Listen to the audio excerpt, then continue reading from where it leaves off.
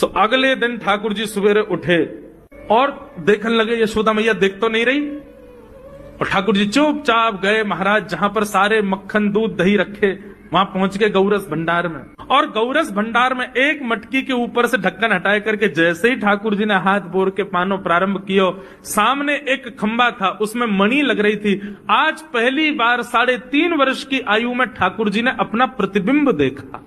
ठाकुर जी ने जैसे ही प्रतिबिंब में अपने रूप को देखा, अपने रूप को देख करके ठाकुर जी बोले, हो तू भी आयो यहां चोरी करवे? अपने आप से बात कर रहे हैं ठाकुर जी। अरे मैंने कही तो हती अपने अपने घर में चोरी करनी है, तू दारी के मेरे घर में आगो चोरी करवे? ठाकुर जी अपने प्रतिबिंब से बात कर रहे हैं। अब गौरस भंडार में ठाकुर जी की आवाज गूंज रही थी और वो गूंजते हुए रसोई घर में जा रही थी। रसोई में मैया ने सुनी, बोले लाला कहां थे बोल लो है? उठ गयो कन्हैया, मुझको पतो भी ना चली, नूपुरन की आवाज ना आई।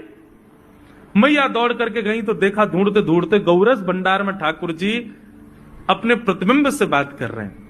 कितनी सुंदर झांकी है ठाकुर जी की। ठाकुर जी मक्खन पा रहे हैं। बोले अच्छा अब आ तो गयो है यहाँ पे, लेकिन सुन चुपचाप चोरी करके भाग जाइयो, मेरी मैया बहुत मारेगी तो को। बाकू यदि पतो चल गई तू चोरी कर रहा है तो को उखलते बांध देगी, मेरी मैया बहुत मारेगी। चुपचाप चोरी कर और निकल ले यहाँ से।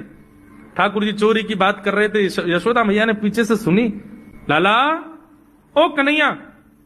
ठाकुर जी घबरा गए, मैया कैसे आ गई? हाँ मैया, कौन से बात कर रहे हो तू? अरे मैया देख हमारे घर में चोर घुसायो है। अपने प्रतिबिंब को दिखा करके ठाकुर जी कह रहे हैं, देख मैया हमारे घर में चोर घुसायो, जे चोरी कर रहे हो हमारे यहाँ के मक्खन की, तो मैया को पकड़वे आयो हूं। नन्हे से गोपाल जी, बहुत मधुर लीला। मैया हंस भी रही है और क्रोध भी कर रही। बोले अच्छा जो चोरी कर रहे हो? बोले हाँ। चल याकू तो मैं पकड़ लूंगी, लेकिन जे बता तेरे हाथ में मक्खन कैसे लगो? तू तो याकू पकड़वे आयो ना। अब मैया याकी मैं कहा बताऊं, तेने मेरे हाथ में पद्म राग के ऐसे ऐसे बढ़िया कंगन पहना रखे, कड़ूला पहना रखे सोने के। जब मैं धूप में निकलूं ना तो धूप की किरण से मुंह को बहुत जलन है जाए हाथ में। तो कल मेरे सखा मधुमंगल ने मुझसे कही, बोले लाला जे जलन तेरी दूर रह जाएगी, तू मक्खन में हाथ बोर लियो अपनो, सो तेरी जलन दूर रह जाएगी। या हमारे मैया जलन हटावे के काजी मैंने हाथ बोरो है। मैया बोली अच्छा चल लाला, यहाँ तो तेरे जलन है रही और यहाँ मक्खन कैसे लगो? ठाकुर जी बोले मैया मैं अपनी जलन दूर कर रहा हूं। इतने में जन कहां एक मक्खी आके मेरे मुंह पे बैठ गई। बाकू उड़ावे के काज मैंने जैसे मुंह पे हाथ किया, सो मक्खन मेरे मुंह पे लग गो। मैया बोली लाला तू चोरी भी करन लगो और अब झूठ भी बोलन लगो मुझसे। ठाकुर जी ने ग्वाल वालों से कहा भैया मिशन फेल हो गया, घर में तो चोरी नहीं कर पाए हम।